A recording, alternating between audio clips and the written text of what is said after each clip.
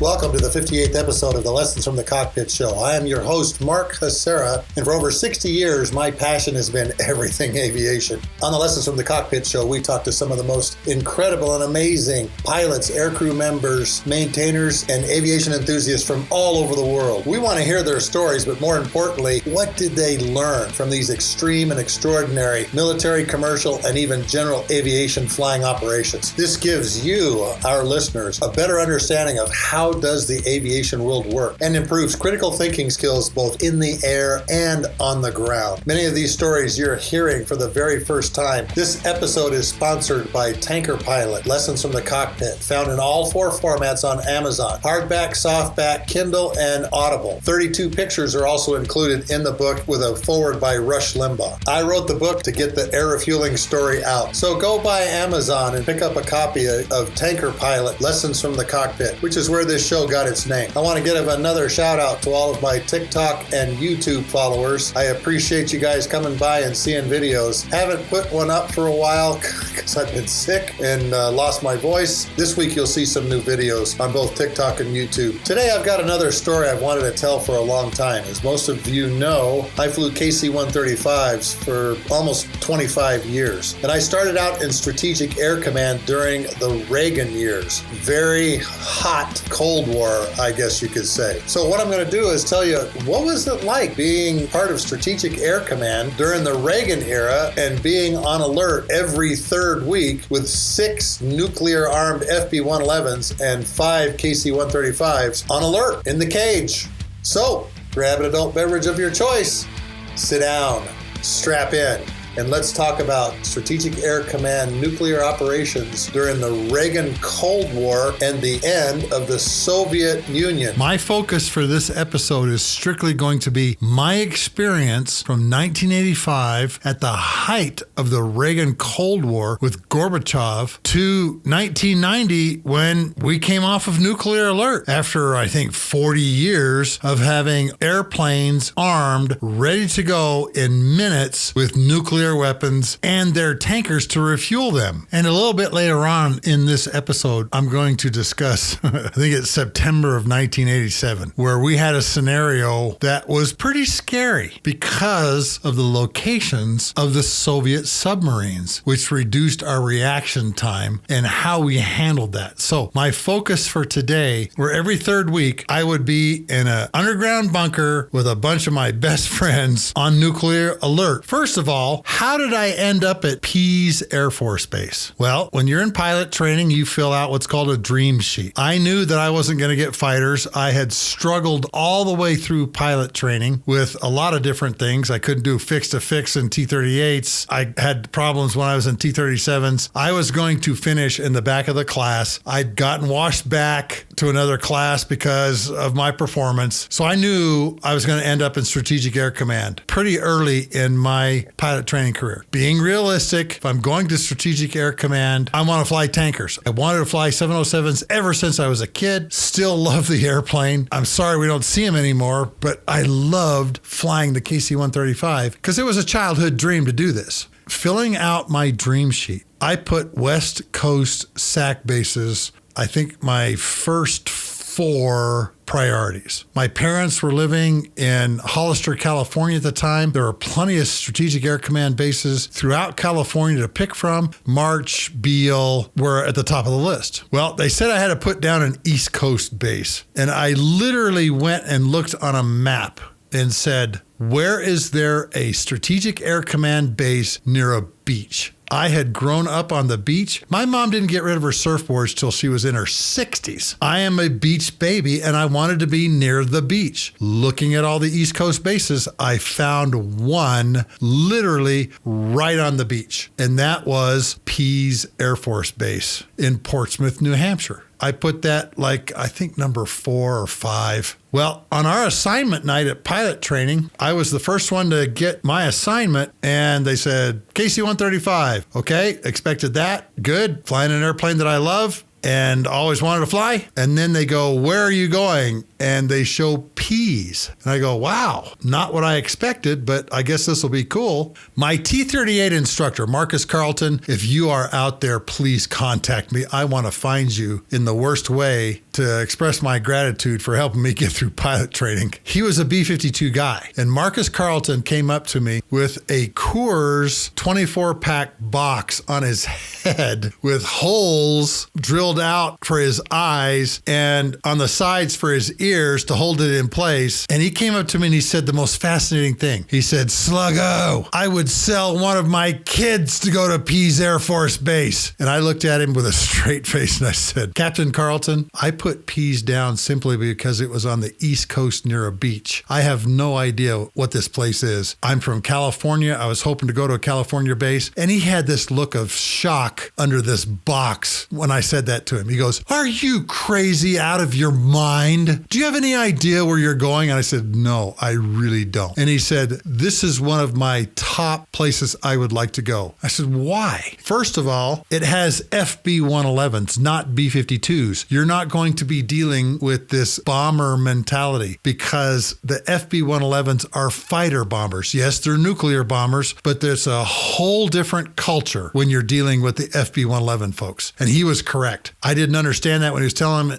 me that, but when I got to Pease, I understood what that FB-111 culture was. We are Strategic Air Command fighter bomber pilots and navigators. There's a different culture with the B-52, and I later learned what that is from all my buddies that went to those bases. But he just extolled Pease Air Force Base like crazy. You're near Boston, you're near New York, you're up in the White Mountains, you're on the beach. And he says, do you do seafood? Are you a seafood eater? And I go, no. And he just rolled his eyes like, are you crazy? This is Lobster Central. And I said, I've never had a lobster in my life. And oh, by the way, I still haven't had a lobster. I'm 65 years old. He says, you are going to one of the best bases there is. And then he talked about some of the personalities that were already there, our wing commander and things like that. So I got really pumped about going to Pease Air Force Base, leaving pilot training. All the KC-135 Combat Crew Training Squadron is at Castle Air Force Base in Merced, California. So I leave Enid, Oklahoma, drive in my Mazda RX-7 with everything I own literally in the back, and show up at Castle for KC-135 training. My KC-135 instructor for initial qual was Captain Bowen. They called him Binky, and he was a great instructor. Great instructor. I was going through with a gal that was going through upgrade named Vicki Kennedy. Her husband flew FB-111s at Pease. She was going back to Pease as an aircraft commander. So I was a co-pilot flying with her, knowing that she'd be in the squadron when we got back. And of course, she knew everything about Pease. So I spent a lot of time talking to her about, hey, what is it like being back there? What is it like? And of course, she had the same comments that Marcus Carlton did. You're going to love it. You're going to love the flying there. You're going to love living there. Great place to live, close to Boston, all kinds of things. I loved living at Pease Air Force Base. Even though I'm not a seafood kind of guy, you can still get steak and potato in Portsmouth, New Hampshire. But I loved living there. Loved it. And of course, when I got through initial qual, now I'm driving from Merced, California in my RX-7 with everything I own in the back. I literally went across the entire United States, which was a lot of fun. I'm now qualified in the airplane. I'm going to my new base, and I drive onto the base, and the first thing I see going to the squadron, of course, is what we called the cage. This was the alert facility. Great big huge fence around it. About every 30 feet, there's a sign that says, use of deadly force is authorized. Anybody trying to get over that fence to any one of the nuclear airplanes can be shot on sight. And the 509th Air Refueling Squadron was literally right outside that fence. We had a parking lot butted up against the cage, and we were right there. So I drive into the squadron, showing up for the very first time. I take a look inside that fence, and here's 6 FB-111s on nuclear alert with 5 tankers. The 6 FB-111s are carrying 4 nuclear nuclear weapons, either B-61 bombs or what's called SRAM, short-range attack missiles. All of these nuclear weapons with the tankers that are going to refuel them next to them. It was quite a sight when I first saw this. It really was. I'm looking at this, I'm like, wow, I'm looking at Armageddon. And I have now become a part of Armageddon. And it was kind of a strange feeling at first, but then it was like, well, this is what we do. We protect the United States, and the nuclear triad is part of doing that. So walking in the squadron, it's like walking into a typical squadron. Our commander at the time was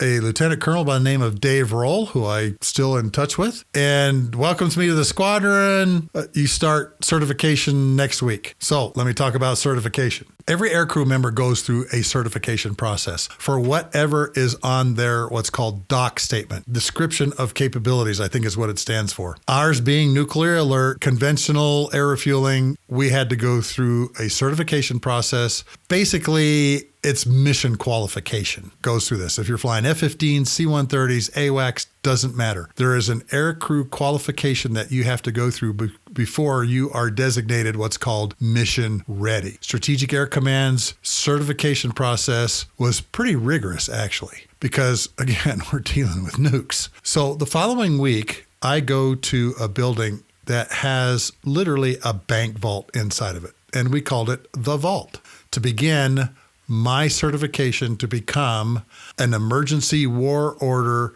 SAC trained killer, Copilot in the KC-135 Stratobladder. Just outside the vault was a place where you checked out the bag. This is a big leather bag that contains all of the information that is also on the airplane. And I'm going to go through that here in just a sec. You go and you check out this bag, you sign for it, and you take it into the vault, and immediately you start going through all of the things that are in this leather bag. There are similar bags on all of the airplanes. They're held in what's called a combat mission folder, a CMF. We just called it the can, because it is. It's a great big, huge aluminum can that you can put a lock on. You put a seal on it, in case anybody's tampered with it. That same bag for whatever sortie you're on is out there in the real airplane. So we're studying from this bag. Now, inside this bag, there's a bunch of big red books. These plastic binders have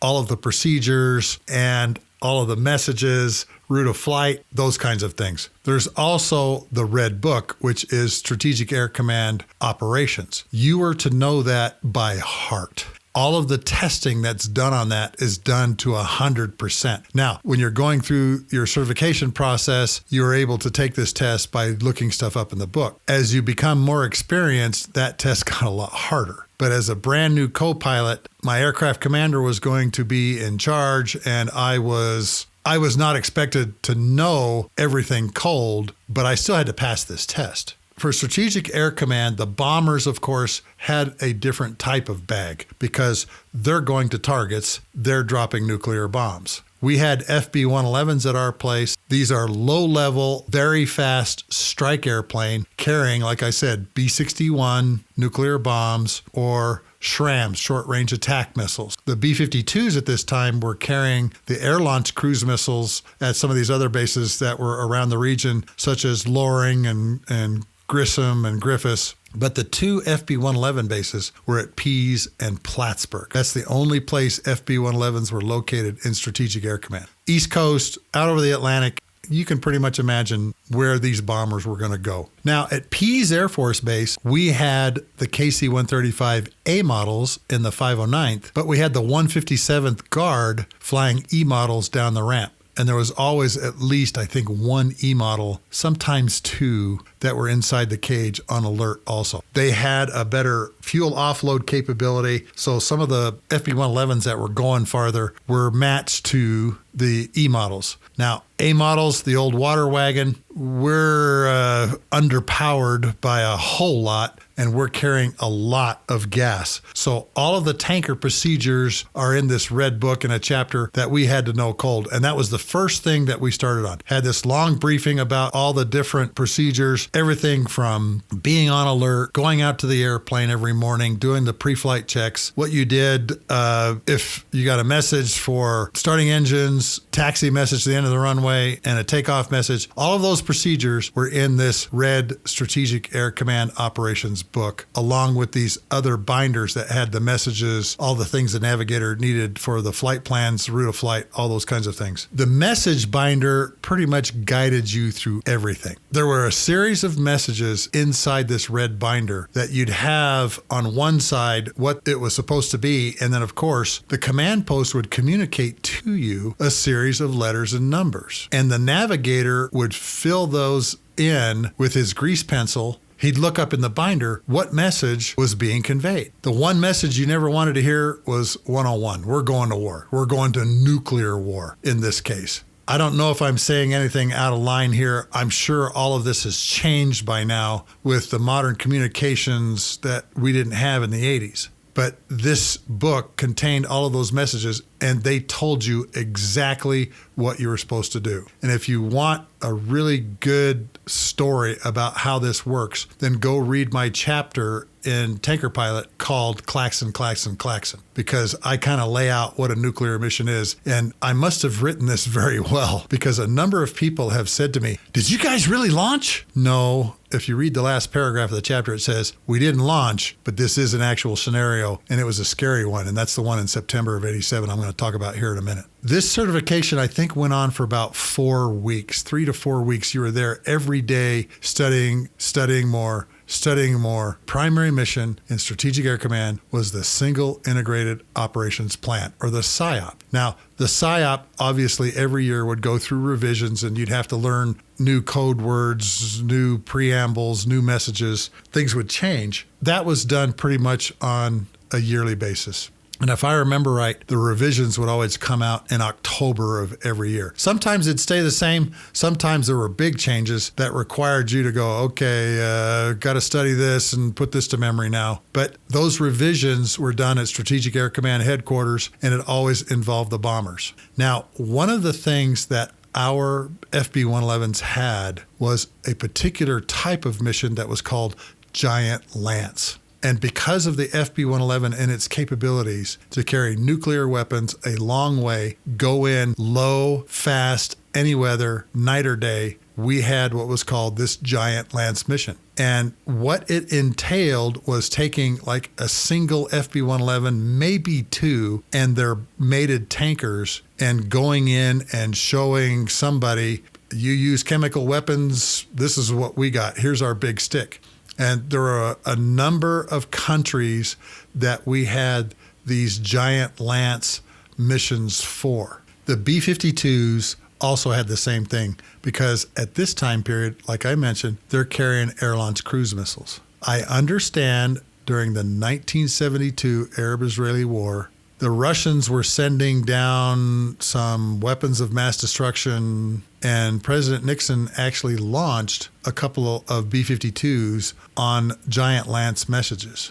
I've seen this written about in a number of cases. I've never talked to anybody that was actually a part of those Giant Lance operations.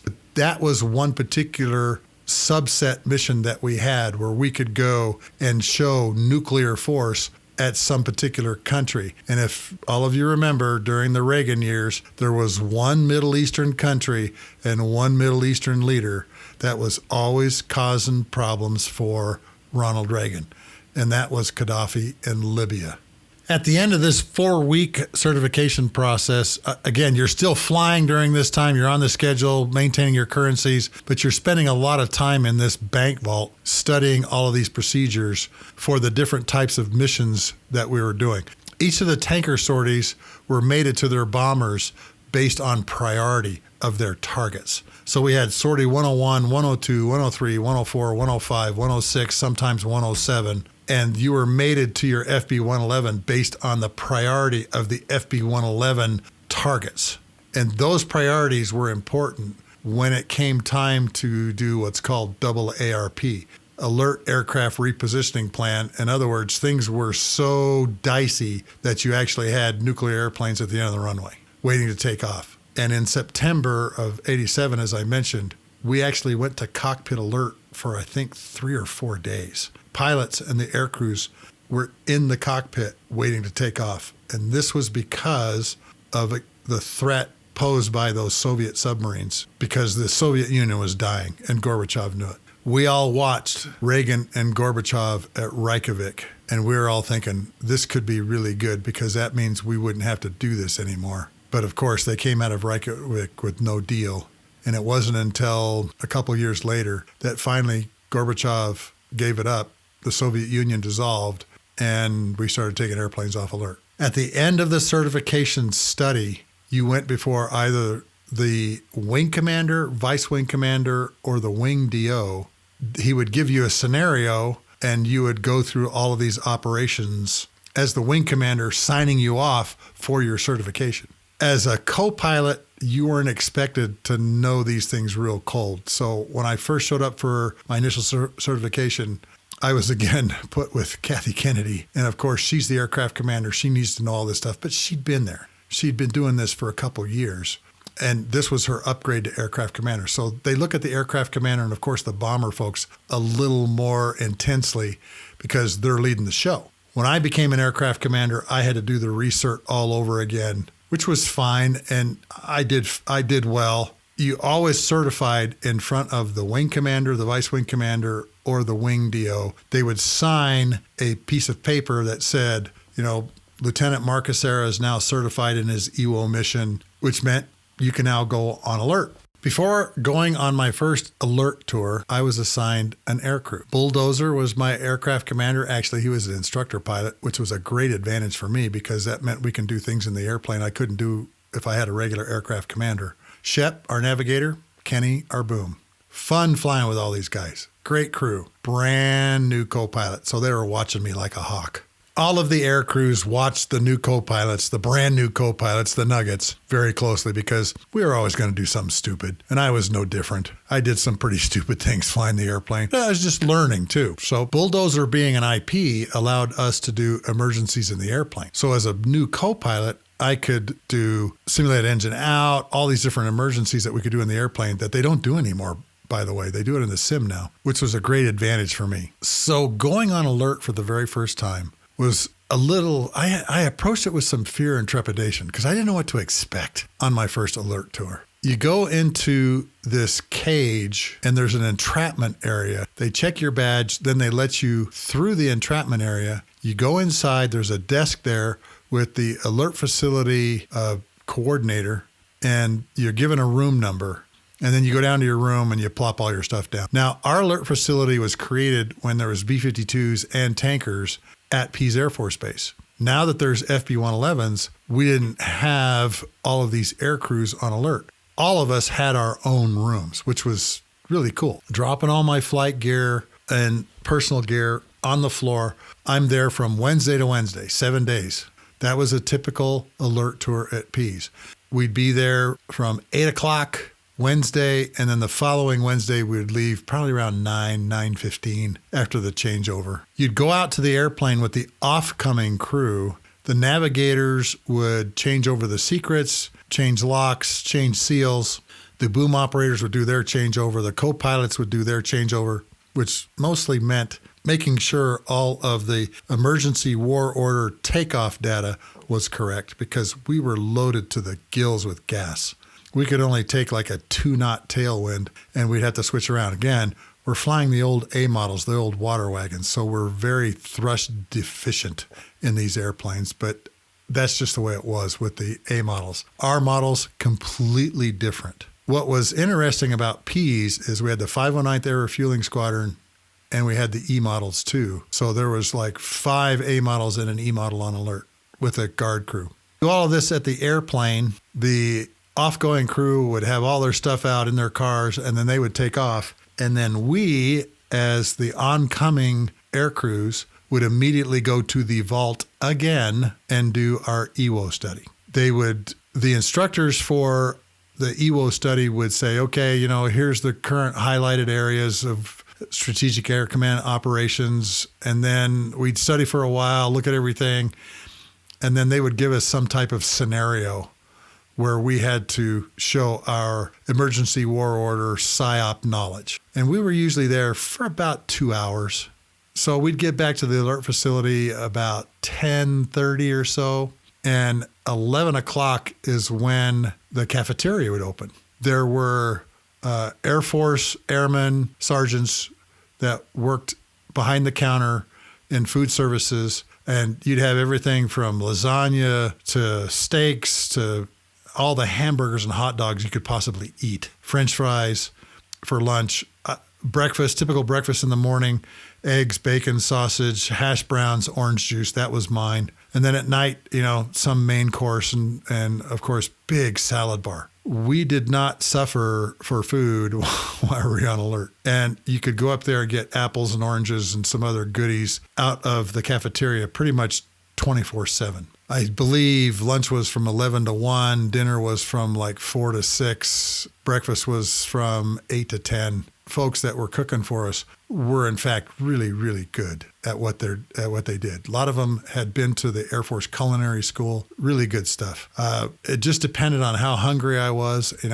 It was easy to grab a couple burgers and sit down and eat. I was always on the weight program. I was always within 2 or 3 pounds of my maximum weight. Whoever came up with the Air Force weight management and weight program was a Satanist. They never took into account bone structure or anything like that. Years later, I actually got a waiver for 10 pounds because I weighed 10 pounds, 14 ounces, and was 23 and a half inches tall when I was born. I was on a weight program when I was born. Everybody wanted us to look like these triathletes, which wasn't going to happen. And we did have a weight room downstairs that we could do weights. And of course, a lot of people ran inside the cage when it came time to do their cardiovascular stuff. For the next 7 days, you are on alert. And during my first alert tour, of course, I'm psyched out of my mind thinking, oh, we're going to launch. We're going to go to war. And I didn't sleep very well for that week, okay? Thinking, I don't want to be late to the airplane. That was my biggest fear. I was the last one on the airplane when I should be like the first one. Now, of course, that's not going to happen because each crew jumps in a great big, huge blue truck, runs out to the airplane together. My aircraft commander, Bulldozer, wasn't going to leave me behind, but that was my biggest fear, was in the middle of the night sleeping through a klaxon. The klaxons are extremely loud, and there's lights in your room that go off if the klaxon goes off. There's no way you can sleep through this thing. But that was one of my fears. A, we're going to get a klaxon. I was going to be late to the plane. And B, we were going to hop in the airplane and go launch on Armaggedon. Over a period of time, of course, all of those fears and anxieties went away. And I settled down reading books, doing schoolwork. A lot of people get their master's degrees while they're on alert because they've got 7 days inside this underground concrete bunker where they can just concentrate. We had a really nice study room. It had these wonderful lounge chairs in it and these great big huge windows that looked to the south and looked out over the alert ramp. You could see all the airplanes coming in, going out, see all the airplanes on alert. And a lot of people would go take naps in these lounge chairs with the sun beating down on them. And I was one of those, but I didn't start my master's degree until much later because my job, number one, was to learn everything I could about the airplane, everything I could about the emergency war order, SIOP. I was a studying fool. And that's where, on alert, we had a lot of time to study. We had movie nights. We had a great big popcorn machine. They would show different kinds of movies. Some of them I would not go watch because of their rating. But again, this was a very different time in the 80s. The tailhook thing hadn't happened. It was, like I mentioned, in a very different time. Some of the movies, we'd sit down and watch, and of course, all the football games. I remember watching the Patriots and the Bears when Jim McMahon was leading the Bears, and I was amongst all New England Patriot fans. And you know how that Super Bowl went. The Bears just crushed the Patriots in that Super Bowl. Jim McMahon had gone to BYU. I knew what his capabilities were. Ditka had only lost one game that year. It was very lopsided. And by the third quarter, our alert auditorium was pretty much empty because of the beating that the Patriots were getting. Every morning, we had Wing D.O. would come in, and we called it silent hour. He'd come in and explain some things that were going on and then ask any questions. All of us were told, shut up, don't ask any question. We don't want to be here for a long time. We sat row by row, by crew, and we'd have this morning alert briefing. Here's the weather, here's the takeoff data. One of the new co-pilots would do all the takeoff data. I did reams of takeoff data when I was a young co-pilot because being at Pease, the winds would change and the runways would change. We wouldn't go outside the cage, but we had runway changes pretty constantly, particularly during the summer and the winter. All of this happened during this morning brief. Then we would go out to the airplane, do the pre-flight checks, make sure the takeoff data was correct on the little placard, and then we'd come back in, and it was your time to do whatever you want. A lot of people studied.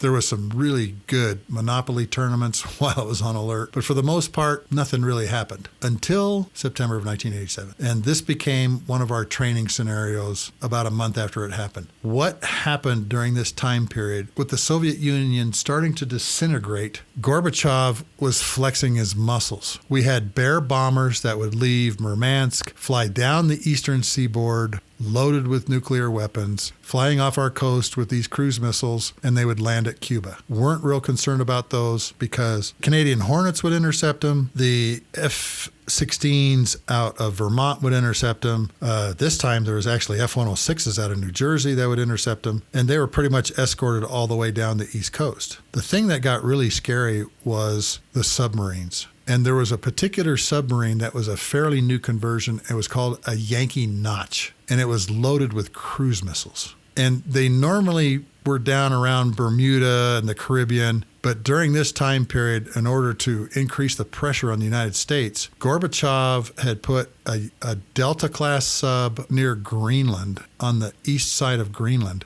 And this Yankee Notch was running around over some of these big seamounts. And we only had 15 minutes from the time that they launched to weapons impact. This went on for about 2 weeks, if I remember right. I was not on alert during this time period, but it was a huge increase in our posture. And what they did was to make sure that the top 3 bomber sorties and their tankers survived, they moved them to the end of the runway in what we called ARP, Alert Aircraft Repositioning Plan. And as I mentioned before, there was a couple days, and I can't remember when that was, it may have been in the middle of the second week, that the air crews were actually in the airplanes and had to stay there. We had Meals on Wheels that they would come out with sandwiches and burgers and all kinds of stuff 3 times a day. But they were actually sleeping in the airplane, and one person had to be on headset, an officer. Either the aircraft commander, the co-pilot, or the navigator had to be on headset during that whole time period, sleeping on the airplane. Really tough situation, but it was one that we had prepared for. Well, finally, all the subs kind of moved back, and we were able to go off of this alert posture. And it wasn't just Pease. It was Pease, Plattsburgh, the 2 FB-111 bases, Loring in Limestone, Maine, Griffiths in New York, I think Grissom in Indiana. All of us were on this end of the runway alert and cockpit alert for a while. Like I said, I was not on alert at this time. The morning briefings for those 2 weeks was fascinating because Brunswick, Maine had a naval air station that had P-3s. The P-3 Orion sub-hunting airplanes must have dropped thousands of sonobuoys to keep track of where these submarines were. And these submarines must have heard the splish-splash of these sonobuoys going into the water, pinging like crazy for those 2 weeks. And so we were getting pretty good intel updates several times a day where the Yankee Notch was, where the Delta was, and I think there was a third submarine, but it was off a little ways. But 15 minutes for cruise missiles was not a lot of time. And so we went into this heightened posture. And of course, Strategic Air Command sends out the message, implement this posture. And of course, we go out, start the engines, and we do it the old-fashioned way with the cart start. Okay, so there's smoke coming out of all 4 engines. Same with the FB-111s. And the 3 FB-111s taxied out, the 3 tankers taxied out, and repositioned at the end of the runway. Well, now I mentioned to you that the winds would change at Pease because we're on the seacoast. And so Certain times of the day, the airplanes would be at the north end of the runway. Certain times of the day, it'd be at the south end of the runway. We didn't start carts every time. They'd bring a start cart out. The crew chief would take the start carts out, and we'd start with the normal method with a ground cart. But we were going back and forth during that time period. And I remember those 2 weeks, the squadron had us on a very close leash in case something happened, and we were going to generate more airplanes or whatever happened. Sure enough, a month later, 2 months later, that became our EWO study scenario, and for 2 weeks, some of the crews had lived it. That was probably one of the most interesting, scary times when I was at Pease, when these submarines were close.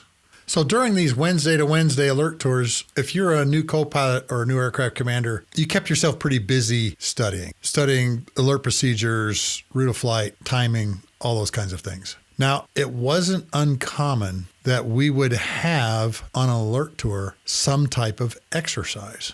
I don't know how we found out, but we always knew when one of those exercises was coming. And we would all kind of pre-position ourselves inside the tunnel to get ready to run out to our trucks and drive out to our airplanes as fast as we could go and do this exercise. Now, there was 2 different types of exercises. Whenever the klaxon went off, that meant under SIOP procedures, you always went out to the airplane and started engines. The navigator, of course, would start writing down the message from Strategic Air Command Headquarters, all the alphanumerics in the message, look in the book and just say, okay, this is a start engines exercise. And then they would poll the alert force, and you'd hear sortie 01, checklist complete, sortie 02, checklist complete, sortie 03, checklist complete, all the way through the 6 FB-111 sorties. Then it would go to the tankers, sortie 101 complete, sortie 102 complete, sortie 103 complete. And then at some point in time, the exercise would come to a close. We'd shut down the engines, do a walk-arounds, do all of the checklist procedures. And we were operating from an abbreviated checklist because the airplane was considered what we called cocked on. And you only did the items that were in bold print. Those were the emergency war order items in order to get the airplane started, taxi, and take off. There was one other type of exercise message that we would get that sometimes got pretty thrilling. And that was klaxon would go off. We get out to the airplane, copy the message, and then within a few minutes, another message would come, and it was what we called a mover. A mover being we would taxi to the end of the runway. And the mover, we seemed to always know when those were coming also. The movers meant the FB-111s would go out the throat first.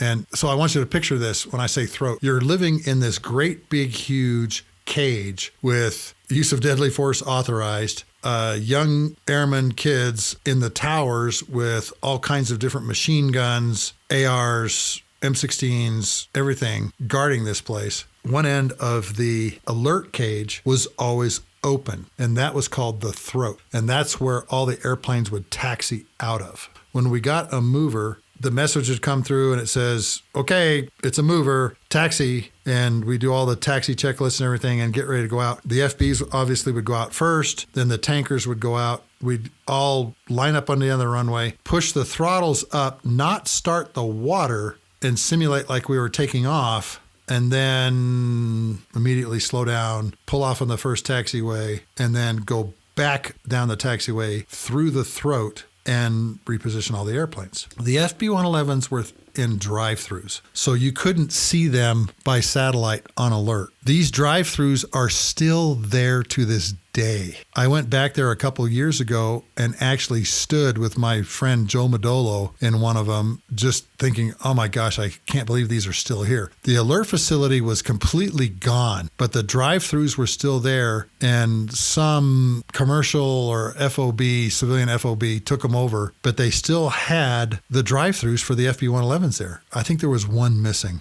but they were all still there. And the funny part was the guy that was like escorting us said, hey, we've got something in one of these drive-throughs. We don't know what it is. And I said, okay, well, show me. And he took me around to like the 6th drive-through, and up against the wall, he goes, what's that? And I started laughing because here it is like 2018, something like that, 2017. It was an FB-111 tow bar. that had been left there for who knows how long. 1990 is when they moved all the FB-111s out and gave them over to Air Combat Command. And this FB-111 tow bar, because it's long, as you know, the F-111 has a very long nose, was still laying there in the drive-through. I couldn't believe it when I saw it. At the end of the mover, like I mentioned, back through the throat, the FB-111s would taxi into their drive-throughs, shut down their engines, and then the crew chiefs would take over. Same thing for the tankers. We'd park according to sortie, 101, 102, all the way through 105, 106,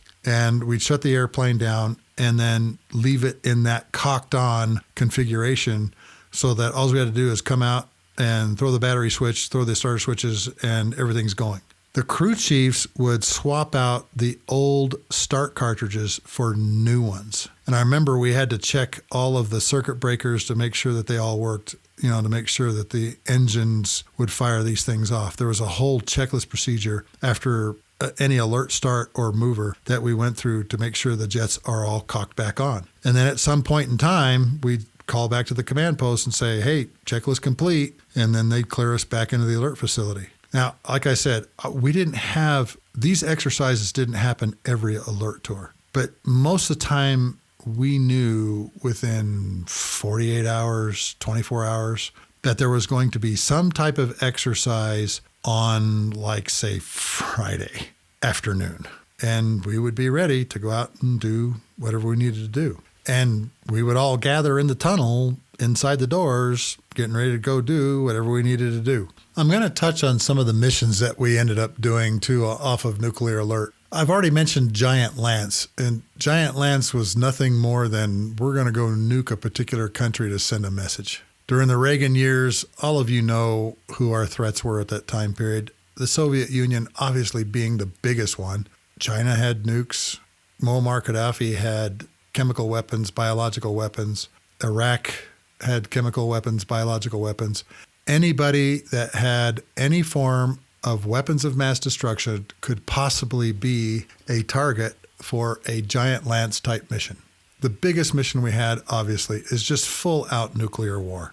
And I will be honest with all of you. None of us, and I mean none of us, ever thought that was going to happen. We trained for it. We prepared for it. Remember, Strategic Air Command, peace is our profession, was our motto. But none of us expected that we would go from sitting in our beds, laying in our beds at night, to starting the airplanes, taking off with the dire message that, okay, World War III has started against the Soviet Union. None of us felt that that was a realistic possibility. Even to this day, I still don't think that was a realistic possibility because of the loss of life. Gorbachev knew it, Brezhnev knew it, Reagan knew it, Carter knew it. All of our presidents knew that the all-out nuclear war was just not an option. Mutually assured destruction was the concept and theory that we operated on, but none of us ever felt like that was a real possibility. We did believe that limited nuclear strikes was a possibility. And of course, there were procedures for that, where maybe a couple of our FBs would launch with their mated tanker, and some of them would be retained on the ground. We felt that that was more realistic, a lot more realistic. And more than likely, the Soviet Union or China or whoever would see us launching off of alert and realize, you know what, this may not be the right time to do this. And all of us knew that we were being watched. We all knew that there was Russian trawlers off of the coast of Pease and Maine watching what we were doing, collecting intelligence. And of course, the Brunswick P3s kept track of all that. And as part of our morning briefing, it would say, okay, the Russian trawlers are here, here, and here. The submarines are here and here. There's going to be some Bear bomber sorties this afternoon. They left Murmansk this morning, and they're going to fly by here, here, and here. So we had pretty good intel on what the Russians were doing. We never thought a full-up nuclear war would happen, but we felt that what would probably happen is we would launch and then come back. And we would go to what was called the positive control turnaround point. We would either hold there or we would be there for a few moments and just turn around and come back. just to send the message that, okay, here we come. Well, maybe not. But that was enough to frighten anybody when they see 3 or 4 bombers, 3 or 4 tankers leave Pease Air Force Base and start heading out over the Atlantic. And of course, there was a message for this, and there was timing that was associated with it. Again, if you want to read about this kind of sortie, go grab my book, Tanker Pilot, and read the chapter called Klaxon, Klaxon, Klaxon, because this is exactly what I explain in the story that I give based on this September 87 scenario where the submarines opened their hatches, and that was considered a hostile act.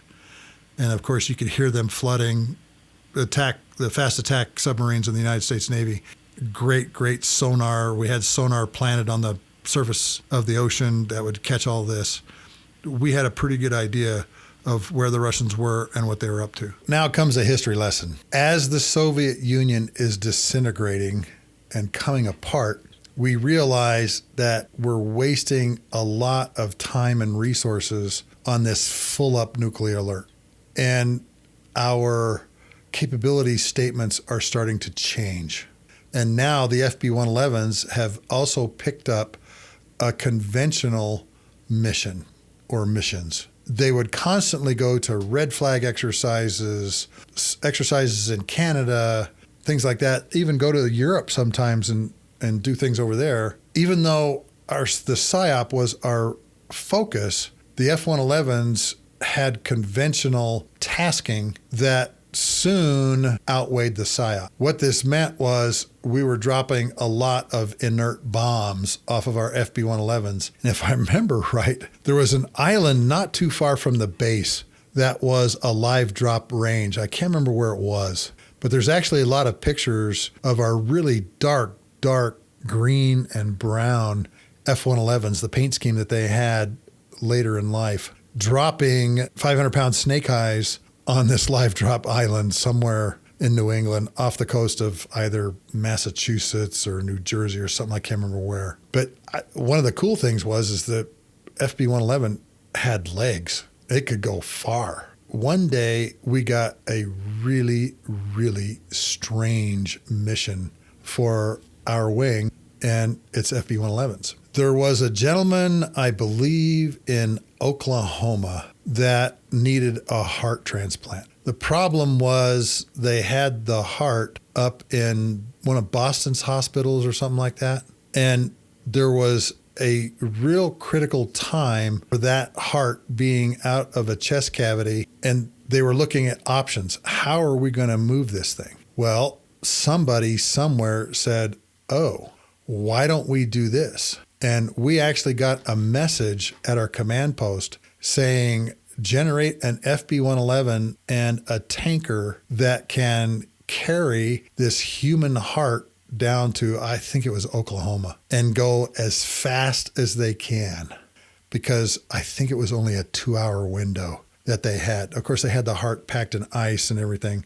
And sure enough, the FB-111 got generated. A crew was put on the FB-111. A tanker crew was engines running. And if I remember right, an ambulance comes out onto the ramp and has this thing in this icebox-like thing, and they drop it in the navigator's lap. And they button up and head off down the runway going the speed of heat. If I remember right, I think the tanker took off first, actually, and prepositioned itself so that it was ready to give the FB-111 gas. So the tanker probably took off maybe an hour, 2 hours in front of it. I can't remember for sure. But here's this FB-111 crew doing humanitarian operations in a nuclear strike fighter bomber. And you can imagine the smiles that were on this pilot and navigator of this FB-111 being told, go as fast as you can to get this heart down there in this window so we can save this patient. Now, of course, huge mission satisfaction for doing something like this. But I think somebody put a note on the box or told the navigator, hey, don't open that thing up. It's not a box lunch. Don't eat it.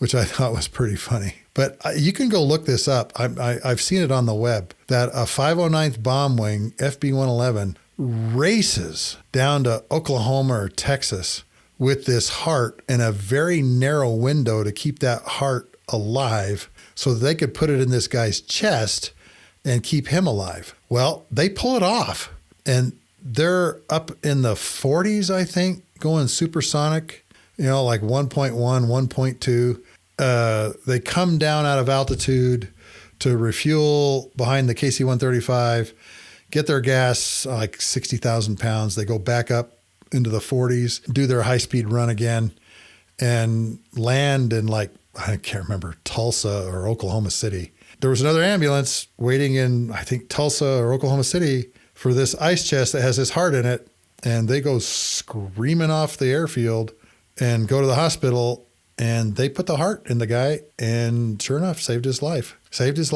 And if I remember right, too, we got a really, really nice message back from him and his family for going the extra mile of bringing him his heart at, Mach 1.2, the first supersonic heart transplant. I'll do a Google search and see if I can find an article on this and have a link to it in the show notes below. Every year, Strategic Air Command would have its big, they call it a command and control exercise. But what it was a big Strategic Air Command exercise of our alert and nuclear SIOP capabilities. It was called Global Guardian. And I remember one year they were going to operate the 509th Bomb Wing from what they called an austere location. Our austere location was Alpena, Michigan. This was during the summertime, fortunately, so we weren't having to deal with all the cold weather. But we were in old barracks at Alpena Airport, which I think has got a 9,000-foot runway. And it's next to a really large weapons and bombing range. And so we moved in FB-111s and tankers and kind of set up nuclear operations at one of these austere airfields. And they wanted to see, where are the holes in this plan? We set up shop at Alpena. My co-pilot's name was Court. Great co-pilot. And he later went on to the KC-10. And then I think he got out and flew for one of the major airlines. But we're operating from this place with 9,000 feet when we're normally operating from about 12,000 feet. We didn't have the water demineralization kits up there, if I remember right. So we weren't doing wet thrust takeoffs. They were all dry, which really restricted us on the amount of gas we could take off with. The R model's 9,000-foot runway, piece of cake. They could go with 180 fuel loads. But I think we were going with 130s or 140s was the max. And of course, co-pilots are doing reams of takeoff data to make sure. Well, we were taking off from Michigan and we were flying missions down over Colorado. The mountainous terrain of Colorado simulated where our FB-111s were going, the terrain around their target areas in the actual SIOP. You could imagine Alpena, Michigan to the middle of Colorado. That's kind of a long flight. On the last day of the exercise, we took off as a 5-ship tanker stream with 5 bombers heading down to Colorado. It's really impressive when you see 5 tankers take off using minimum interval takeoff procedures. Now, let me explain what that is. The MITO, as we call it, or minimum interval takeoff, the airplanes are taking off within 12 seconds of the nose wheel of the airplane in front of you going over the runway line. So you'd see the nose wheel or the airplane pass over the line where it turns onto the runway and takes off, and your spacing is 12 seconds behind that. So the airplanes are pretty tight together. The FB-111s are tight together, the tankers are tight together, and we launched this 10-ship stream with a 12-second interval. Now, I was not flying that day, but got to watch this, and it was epic. It was one of the coolest things I ever saw because we're out with our line badges, of course, next to the runway, watching these things take off, and the FB-111s are going by us in burner, and their engines are sucking down gas, and we can see the wheels go up and everything. And then, of course, the dirty, wet tankers go off next, which are really loud also. And it was just really cool to see this 10 ship take off. And is another one of those sights that I'll never forget. But this 10 ship heads down to Colorado. The 5 FBs get their gas. The F-111s do their low levels through Colorado. And then some other tankers, if I remember right, met them on the way back and refueled them so that they could make it back to Alpena. And again, this is all simulating the nuclear mission. But man, was it impressive to watch this. And since we were parked at one location on the Alpena ramp, this was what we called an extended MITO. We taxied for quite a ways. And of course, you always had to be careful of the brakes. And what we'd do is if we ever had the brakes on, you'd throw the speed brakes up so that the person behind you knew you were coming on the brakes. Well, to watch all these airplanes taxi out one by one, 12 seconds behind each other. And of course, we had certain visuals that we would use to say, okay, we are at the right spacing behind them. And if I remember right, it was you put the bottom of the fuselage on the top of the nose wheel. And that meant you were at the right spacing. That was like the visual for being at this 12-second spacing. And we watched them all taxi by us, not quickly, not fast, but with this spacing. And then, of course, blast off of the runway with the 5 FBs and burner and the tankers doing their dry thrust takeoffs, not wet. Sorry, we didn't have the water there. And it was just really cool to watch. This particular Global Guardian, I think the revision had a number of changes in it, and we pulled it off. You know, we did really well. But it was just interesting operating a KC-135 from a non-optimal runway, shall we say. And I had done this before. Big Sid and myself and the crew that we were with actually took a KC-135 into Bitburg, Germany. And it was one of the scariest things I think I did in the airplane, because we were taxiing in at night from landing, just first showing up there. And I remember looking outside, the taxi lights are all on. A big cement manhole with one of those metal manhole covers goes right under the inboard engine about 3 feet below it. And the reason Bitburg was such a terrible place to operate tankers from was because the runway was up on this shelf. And so we were taxiing downhill when we landed, but uphill when we were heavy. And taxiing a big tanker uphill, lots of gas, means the power is up. And we had F-15s behind us, and they went, no, you can't do that. And we told them, you guys get out of the way because we cannot stop. The airplane will roll back down the hill if we come off the power.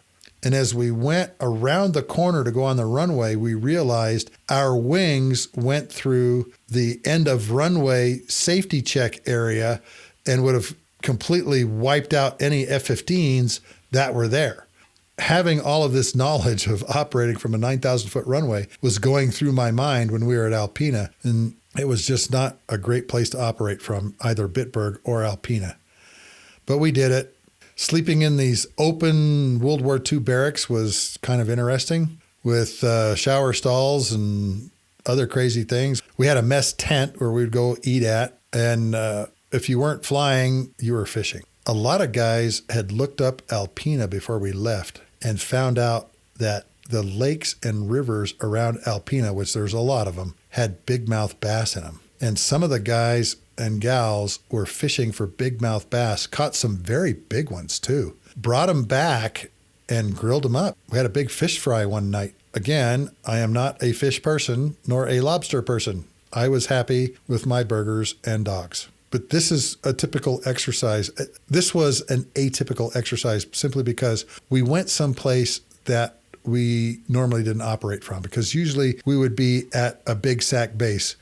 But SAC wanted to find out, can we operate FB-111s from an austere airfield with their tankers? And we said, yes, you can, but here are some of the things that you need to think about when you're doing the planning. Other things that I did at Pease Air Force Base.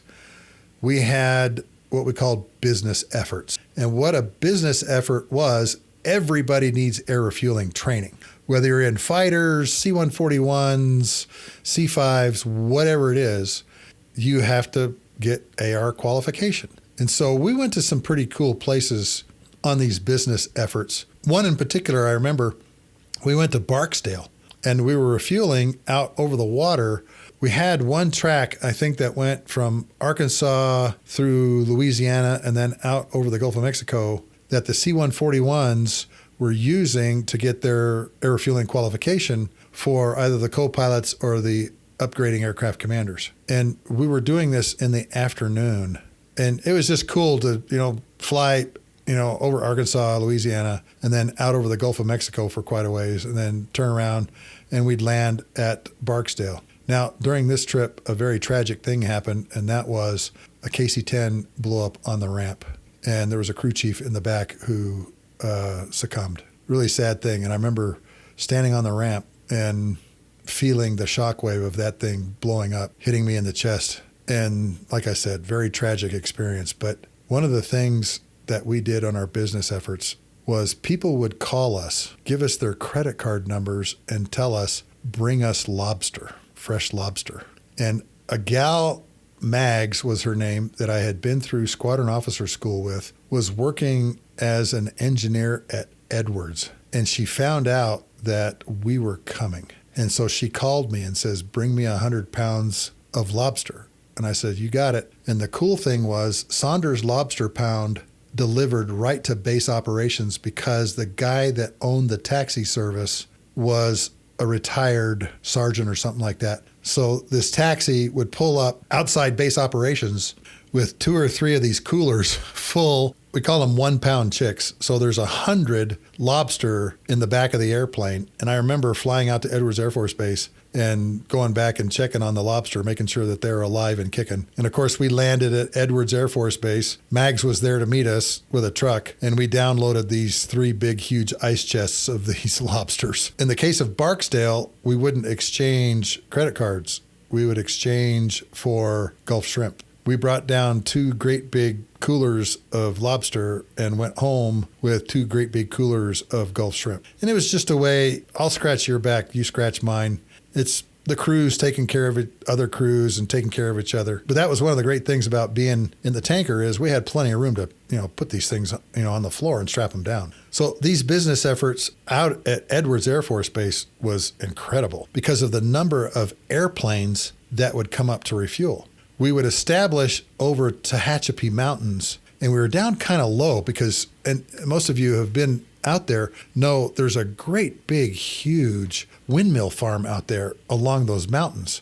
It's really windy there, and they generate a lot of electricity from these windmills. We were orbiting over the top of these windmills in a visual flight rules pattern, and we just say to the Mojave control, we just say, hey, tanker's established in the anchor, boom down, ready to go, and all kinds of airplanes would show up. Now, we were told we had to withhold gas for certain receivers.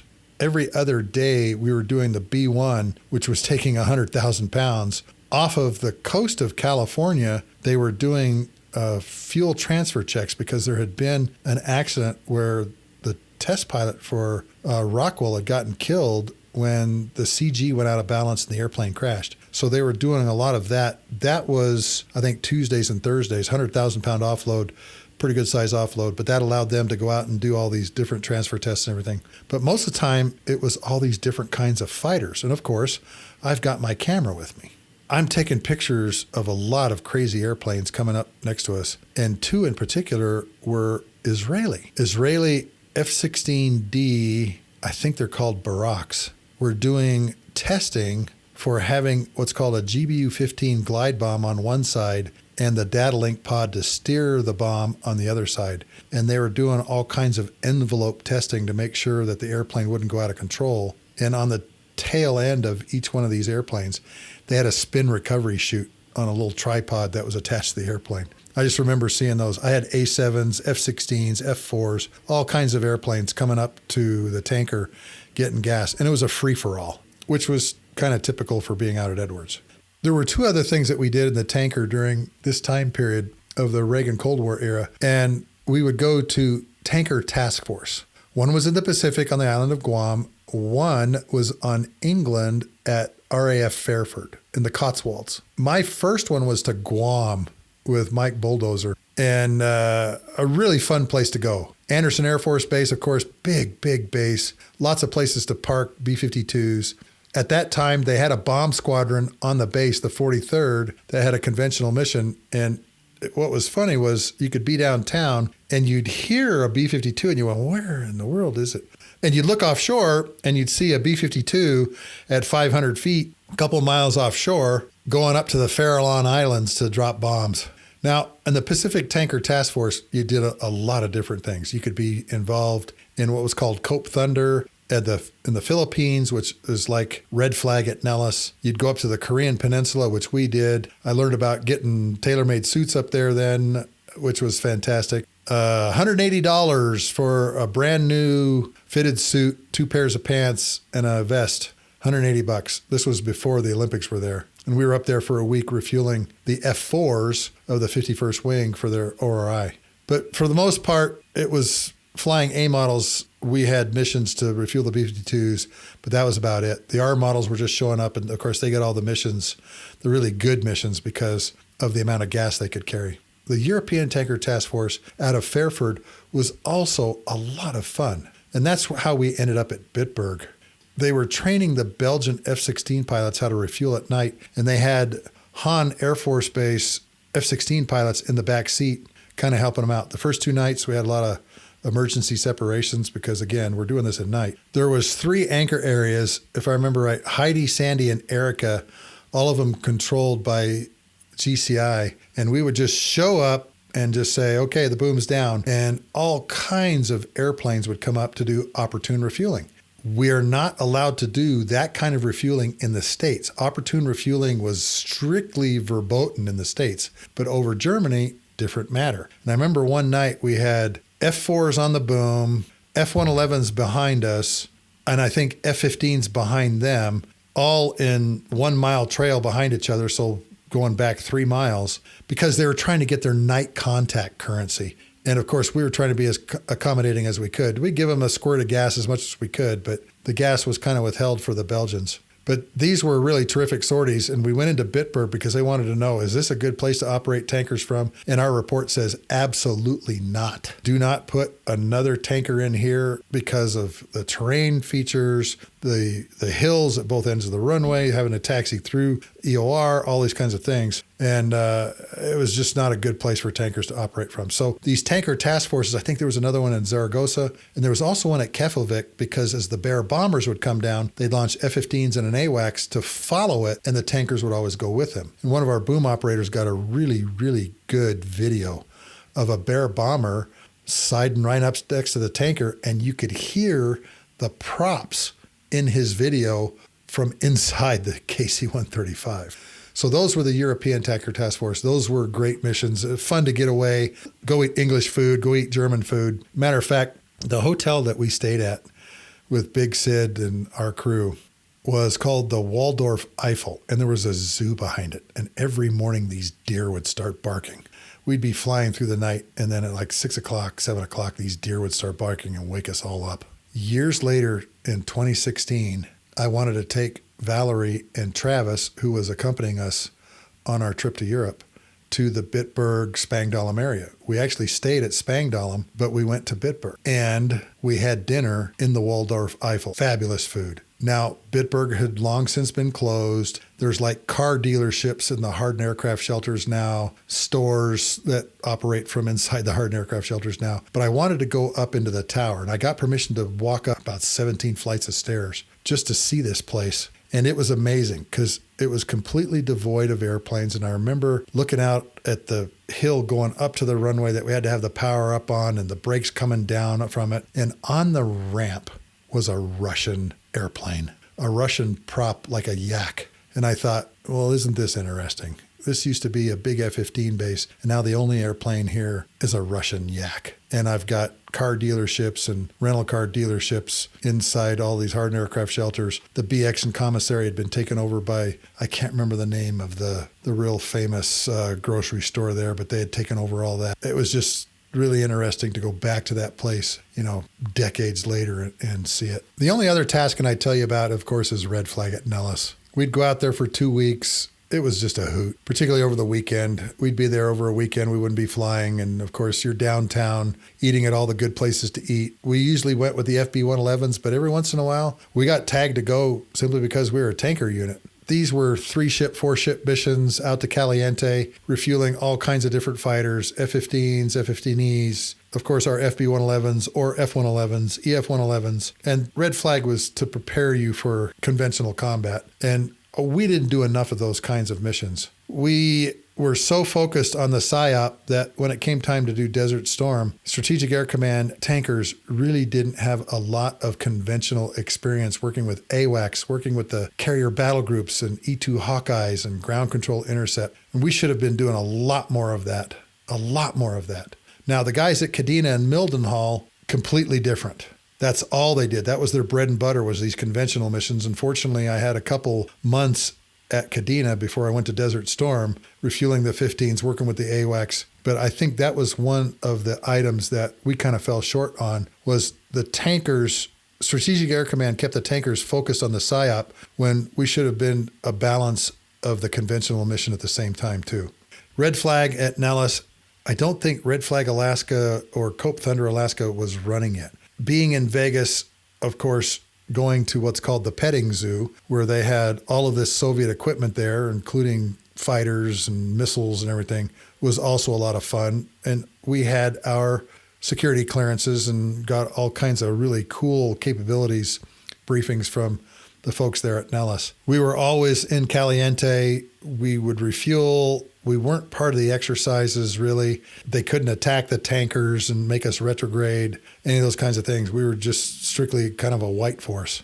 And of course, you always heard the same thing. There will always be enough tankers and there will always be enough gas. And as I mentioned to you last episode, we had to back the Iraqi Freedom Shock and Awe ATOs into the gas, which had never been done before. And this would have been a great operation to actually test the system a little more, but we didn't know that at the time. It wasn't in our psyche. It wasn't in any of our pubs. It wasn't anything we studied because, again, Strategic Air Command, nuclear operations was our bread and butter.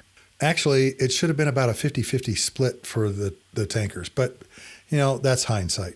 There are 2 questions I get asked all the time about my Strategic Air Command days. And the first one is, did you guys really have a code word that the bomber guys could give you that you had to offload all your gas? The answer to that is yes, there was. It was a code word that the bombers would give us, and then they would give us a number. Now, for the FB-111s, this wasn't a problem. Even though we were flying KC-135A models, the water wagons, we still had plenty of gas to give the FB-111s. Not so with the places that had B-52s. B-52s hold over 300,000 pounds of gas. The aircraft commander in the B-52 could say this code word and a number, and the tanker was required to offload all that gas into them to what we called standpipe fuel. And the book even said that was around 300 to 700 pounds. By offloading all of our gas out over the middle of the ocean meant we became a glider. I can't remember what the glide ratio was now for the KC-135,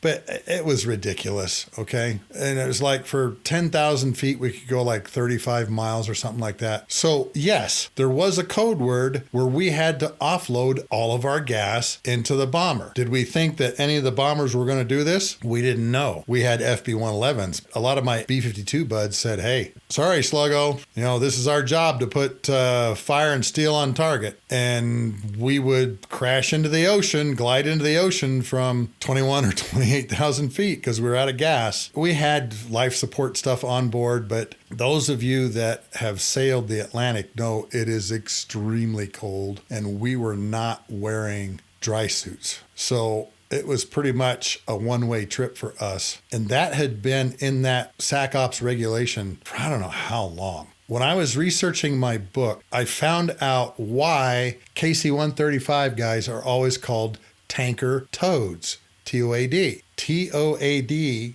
is not about frogs. It's an acronym. meaning take off and die. The bomber guys looked at the tankers as you're just going to take off and die. I didn't feel that way, but that's where the tanker toad moniker came from. I think it started in the 60s because they could give this code word and a number, and that was the amount of fuel that we had to offload into the bombers so they could finish their mission. It was only valid for the B-52s. FB-111s, we had plenty of gas and then some for them. But of course, when you read that, you kind of get a sense of your own mortality. As many of you know, the KC-135 has no defensive systems on board. We have nothing inside the airplane that will tell us if there are threats even around us, whether that be a surface threat, such as a ship that's going to fire missiles at us, or if it's an airborne threat, like a MiG-25 Foxbat or a MiG-31 Foxhound. We had no idea if those were around. And we always joked that if that ever happened, we ever got intercepted, we would say, the green airplane has the bombs. Go shoot down the green airplane. Jokingly, of course, but we didn't feel that being intercepted by Foxbats and Foxhounds was that realistic. Being engaged by Soviet warships, we felt was more realistic. And of course, they had some big ones. Kirov, Udaloy, the Sovrameni destroyer, the Sov has many, as we called it. They could data link their air picture back to Moscow and all the command centers, and it was dicey. So we picked up this tanker toad, take off and die moniker because A, we would have to offload all of our gas, and B, we didn't have anything to tell us when threats are around us. Now, in a conventional fight, of course, we had the RC-135 rivet joint. We had the AWACS that would warn us and tell us whatever's around us. But during the SIOP mission, we had none of that. Was this something I talked to my wife about? Of course not. Is this something I told her about much later? Of course. But that was our life. That was the way they viewed us. The tankers were an expendable asset. And now I worry that we don't have enough tankers to do the things that we need to do. KC-135s are going to the boneyard. KC-10s are going to the boneyard. KC-46 is having a lot of problems. The air refueling assets in the United States Air Force is what gives us our ability to move and maneuver, to go these long distances, like one of these giant Lance missions to, say, Libya. It was because of tankers. And I always tell everybody, nobody kicks ass without tanker gas. So there was this trade-off of, you guys got to give us all the gas. We know you can't defend yourself, but we were what we called a low density, high demand asset where there just wasn't enough tankers to go around. And of course, we felt some self-preservation too when we're doing all of this. The two questions are, was there a code word to offload all your gas? Yes, there was. Did you have any way of defending yourself on a SIOP mission? No, we did not. If our bomber was somewhere around us, the bomber could tell us what was looking at us or what was firing at us. But the bomber had its job to do and would get its gas and of course leave us. So there you have it. Tanker toads. Take off and die. Okay, back to Strategic Air Command nuclear operations real quick. You'd be there Wednesday to Wednesday. On the Wednesday where you're coming off, get up around 7 o'clock, pack all your gear up, go up, have breakfast real quick, and have the morning brief, the new crew's there, go out to the airplane, change over the airplane. As co-pilots, we would leave the alert facility and head straight down to the other end of the airfield to the Accelerated Co-Pilot Enrichment Detachment, the ACE detachment. Now, here's what this is. It was a license to steal. If you think having the keys to a Corvette is cool, wait until you're told you're not flying enough, go hop in the T-37 and get some sorties in. Literally, we were watched to see if we're flying sorties and maintaining that ACE program continuity. What the ACE program's objective was, it was too expensive to get time in the KC-135, obviously. Big airplane, a lot of gas. Easier to do in the little T-37 Tweety Birds. And what this was the ACE program was for co-pilots that had like over 100 hours, maybe 200 hours in the tanker. You would go down and you'd get checked out in a T-37. All of the co-pilots would then fly these ACE sorties, and we would go everywhere. because in New England, every airfield has more than 5,000 feet, which was by reg. You can't operate a T-37 unless you got 5,000 feet of runway, or had an air traffic control tower. Martha's Vineyard, Groton, Connecticut, Albany. We had all of these great places to go. We were told, go fly more. And the ACE program was the vehicle for that. So as co-pilots, we would run down to grab an airplane. I think we had 4 or 5 coming off of alert, and the co-pilots would pair up and say, okay, where do you want to go? And we'd fill out a flight plan to Plattsburgh and take off, go across Lake Washington, across the White Mountains, just flying to get time, do approaches into Plattsburgh, land at Plattsburgh in front of base ops. They'd refuel the jet, put more oxygen in it while we were in base ops. Okay, where are we going to go next? Let's go to Albany. Yeah, let's go to Albany. All right. Then we'd go to Albany and do approaches there. And I don't know if I've ever mentioned this to you, but Albany is Satan's playground for pilots. I never went into Albany where something really, really weird and dangerous didn't happen. Every time I went into Albany, there was something really weird or really dangerous that happened. We hydroplaned once. T-37 is literally 30 degrees, nose pointed off the runway, skimming across this big pool of water, catches the dry ground, and now we're going straight toward the side of the runway. Peeps gets the airplane turned right, going down the runway. We pull off, bring the canopy up, and we just start laughing like crazy. And he looks over at me and says, we're at Albany, Satan's playground for pilots. We just start laughing. We would go down to Groton, Connecticut for one thing. Usually every month, if you were borderline on the weight program, you had to get weighed in, certified that you were under the weight that you were supposed to be at. Mine was like 210, actually 209. And like I mentioned to you, I got a 10-pound waiver from the flight surgeon when he finally said, okay, well, let's drop you in a tub of water and see what your density is. Of course, for a couple of days, you like starve yourself or you'd eat these little small salads. We would take off after our alert tour,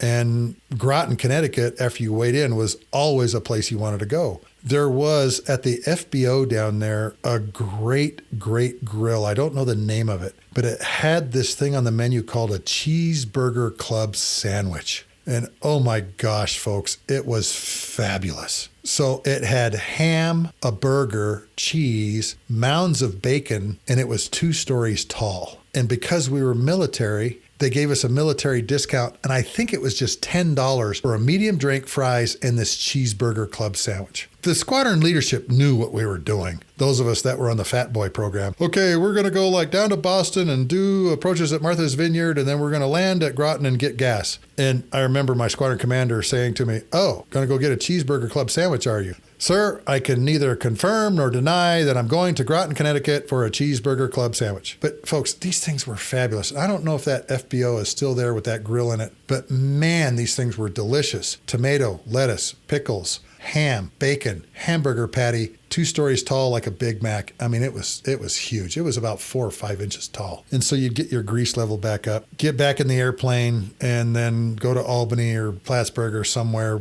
or Grissom, and then come back to Pease. We usually 3-hopped on our ACE sorties. While I was doing this one day, I took one of our instructor pilots. They're all T-37 instructors from Vance Air Force Base, and this guy's name was Dan Brown. Great, great instructor pilot to fly with, and we just had a great time.